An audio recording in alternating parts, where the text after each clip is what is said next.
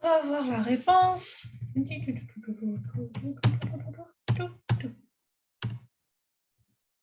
Donc,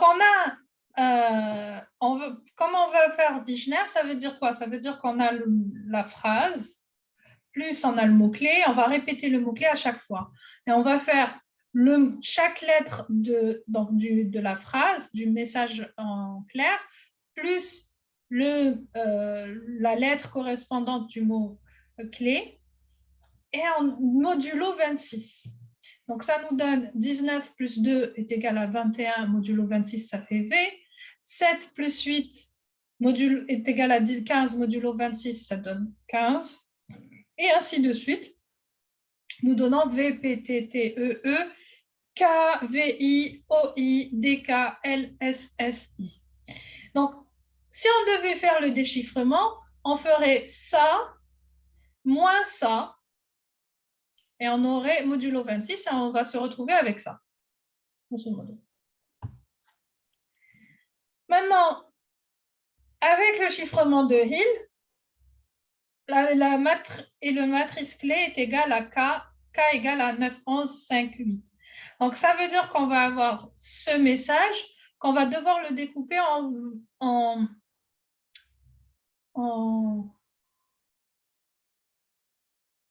j'ai oublié le mot. En vecteur. En vecteur de 2, puisqu'on a la clé est d'ordre 2. Donc, en vecteur de taille 2, donc on va avoir 19, 7, 4, 12, 0, 13, 8, 13, et ainsi de suite. Et on va devoir multiplier chaque vecteur par la matrice clé. Mais avant de faire cela, on doit vérifier comme quoi la matrice clé est valide. Pour cela, on doit calculer le déterminant et vérifier que le PGCD entre le déterminant de cette matrice et le nombre de caractères qu'il y a dans notre alphabet est égal à 1. Donc, calculer d'abord le déterminant et ensuite calculer le PGCD entre le déterminant et 26.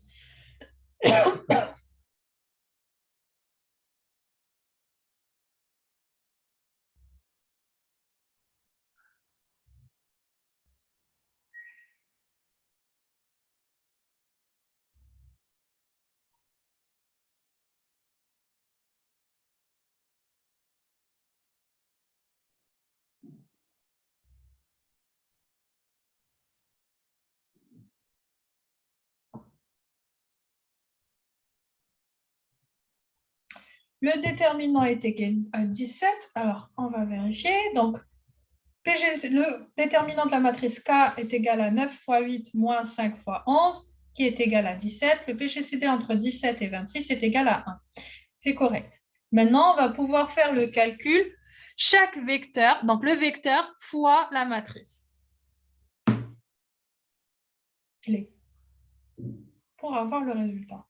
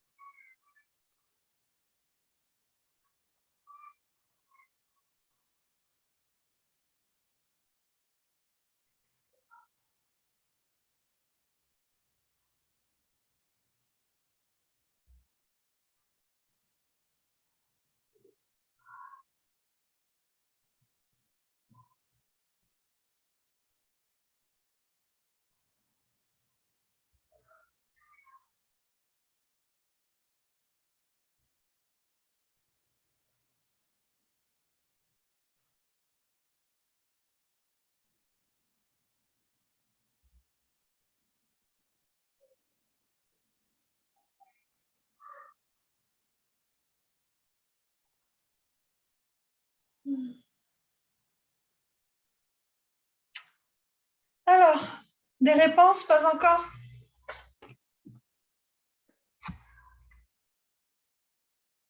Ok. Effectivement. Donc, on va faire la multiplication 2 par 2. Donc, 19 7 fois la clé. Ensuite,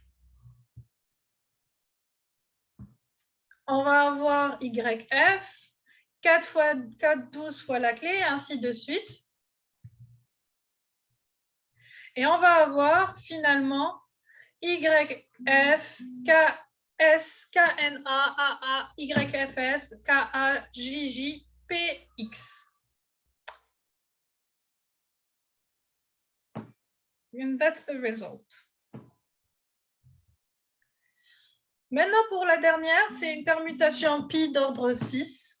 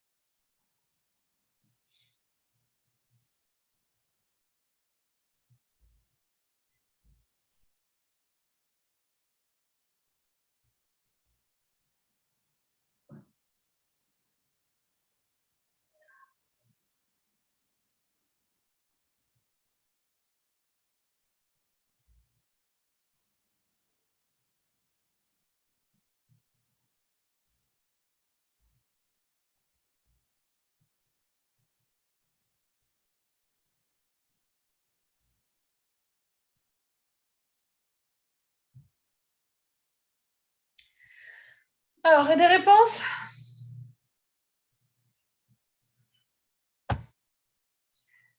Donc, en fait, on va devoir découper la phrase en blocs de 6 caractères. On va avoir donc the man d'un côté, in the mid, in them.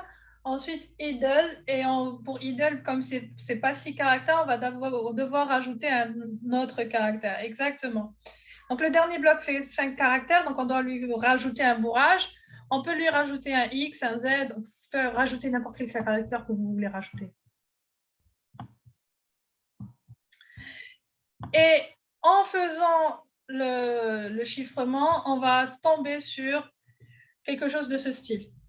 Alors, ça dépend de comment... On a deux manières de faire. Soit on va dire comme quoi, ici, le premier caractère passe en troisième position, deuxième caractère passe en sixième position, troisième caractère passe en première position et ainsi de suite. Et donc, c'est comme ça qu'on va avoir ce résultat. Soit on va se dire... qu'est-ce qu'on va se dire? Comme vos camarades ont fait, donc le E passe en première position. Donc, troisième caractère est en première position. Le cinquième passe en deuxième position et ainsi de suite. Ah non, c'est moi qui me suis trompée ici. Oups. Je me suis juste trompée ici. Le cinquième passe en deuxième position, donc le A, il est là. Et le sixième passe en quatrième position, donc le N, il est là. Voilà. C'est juste ça. Sinon, le reste est correct. Voilà, that's it for this exercise. Exercice. Alors, attendez, je vais juste corriger ça avant de l'expliquer plus en détail. Laissez-moi corriger ça rapidement.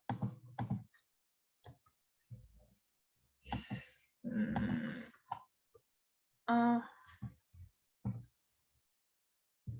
N. Alors. 1 T 2 H.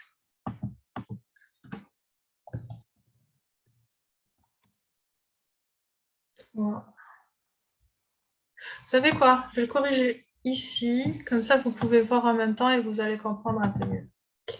Donc, qu'est-ce qu'on vous dit? Vous allez avoir, on va prendre le message, la permutation elle est d'ordre 6, ça veut dire qu'on va prendre des blocs de 6 caractères. Donc, ça, je vais couper en blocs de 6 caractères. T-H-E-M-A-N, ça fait 6 caractères. I-N-T-H-E-M, ça fait 6 autres caractères. I-D-D-L-E, ça fait 5 caractères.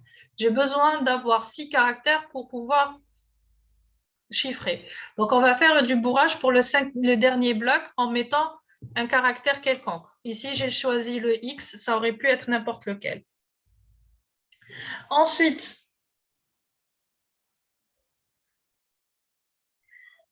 ce qu'on fait, donc on va prendre cette permutation et on va commencer avec les caractères qui sont en haut, leur position vont être ceux qui vont être en bas. Donc T va passer en première position, va être ici. Donc je le mets là.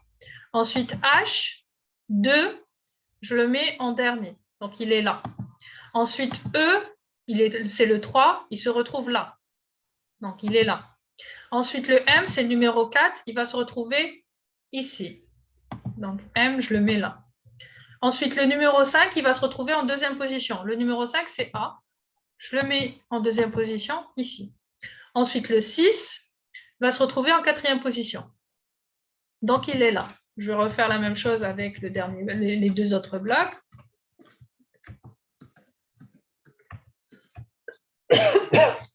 Pour que vous voyez en même temps.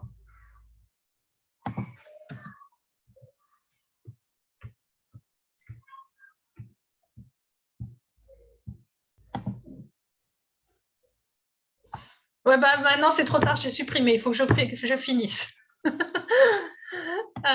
Donc, le I, première position, passe en troisième position. I.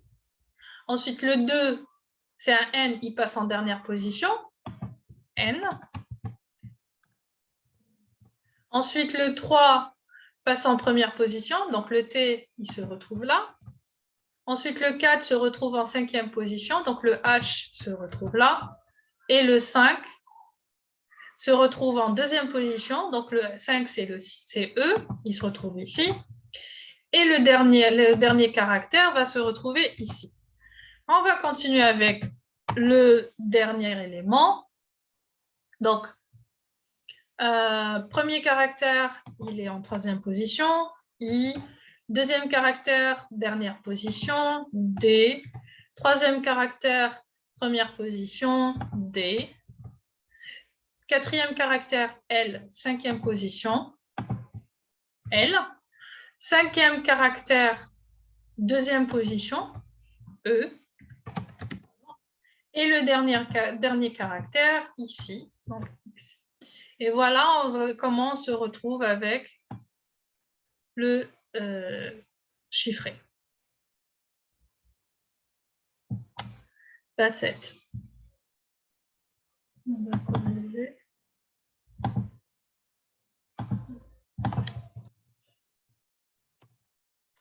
Deuxième exercice, c'est le dernier exercice de cette série. On vous dit soit le texte suivant, écrit en anglais et chiffré, avec un système linéaire simple dont on ne connaît pas la clé de chiffrement AB. Donc, on sait comme quoi c'est un chiffrement f de x est égal à ax plus b modulo n. On vous donne le texte chiffré. On vous dit réaliser une attaque par l'analyse des fréquences d'Al-Kindi pour retrouver le texte clair, sachant que la table des fréquences de la langue anglaise est la suivante. Donc, on sait comme quoi la lettre... Alors... A... La lettre E est la lettre la plus courante, normalement. Ensuite, on va avoir la lettre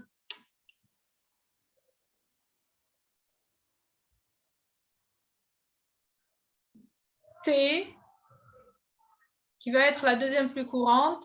Ensuite, on va avoir la lettre A, qui va être la troisième plus courante, et ainsi de suite. Donc, qu'est-ce qu'on sait? On va voir que pour chaque lettre qui se trouve là, quelle est la fréquence d'apparition de chacune des lettres.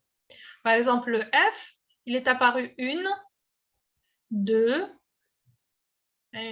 3, 4 fois. Pour chaque lettre de l'alphabet, je vais voir combien de fois la lettre est apparue dans le texte chiffré. Ensuite, je vais ordonner par, donc, quelle est les lettres qui apparaissent le plus. La lettre qui apparaît le plus, ensuite la deuxième lettre qui apparaît le plus, ensuite la troisième lettre qui apparaît le plus dans le texte chiffré. Ensuite, je vais essayer de faire une concordance entre les lettres qui apparaissent le plus dans le texte chiffré avec les lettres qui apparaissent le plus en anglais. On sait, d'après ce tableau, les deux lettres qui apparaissent le plus en anglais, c'est E, ensuite T. Donc, on a 59 caractères dans le texte et on va avoir la fréquence d'apparition de chacune des lettres. Donc, je vous laisse réfléchir, faire le travail un peu et après, on va corriger ensemble.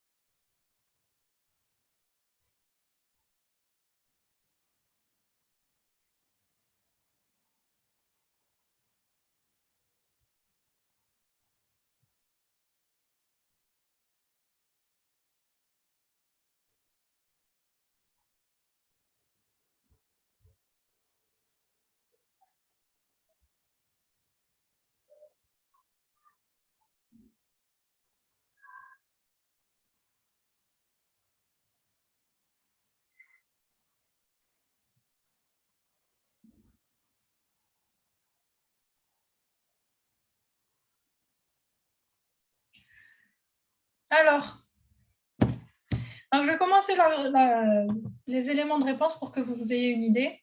Donc, on a pris pour chaque lettre de l'alphabet, on a vérifié combien de fois elles sont apparues dans le texte chiffré. Au final, on se retrouve avec R qui est apparu 8 fois, D et E qui sont apparus chacun 7 fois. Et donc, R 8 fois, D et E 7 fois. H et K 5 fois. Donc, on sait que les lettres les plus fréquentes en anglais sont E, ensuite T, ensuite A. Donc, qu'est-ce qu'on va faire? Et bien sûr que la fonction de chiffrement linéaire, c'est f de x est égal à ax plus b mod n. On va se dire que probablement R, c'est f de E, et que soit D ou T, c'est soit D ou E, c'est f de T. Et on va essayer. On va essayer avec R est égal à f de E et D est égal à f de T, et on va voir est-ce qu'on trouve un A qui est inversible. Donc, PGCD entre A et 26 est égal à 1. Si ça marche, on déchiffre. Sinon, on va essayer R est égal à f de E et E est égal à f de T. Est-ce qu'on trouve un A qui est inversible?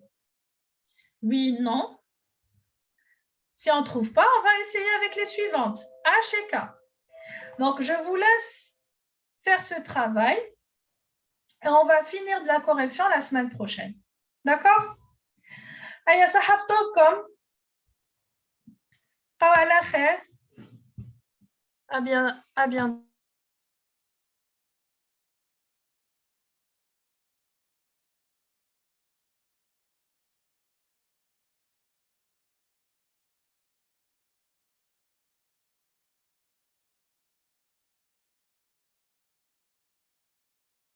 Merci à vous.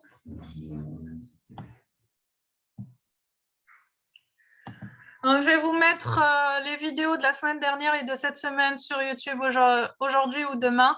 Et je vous enverrai aussi les cours en même temps aujourd'hui ou demain. D'accord? Les supports de cours. Ça have talk comme.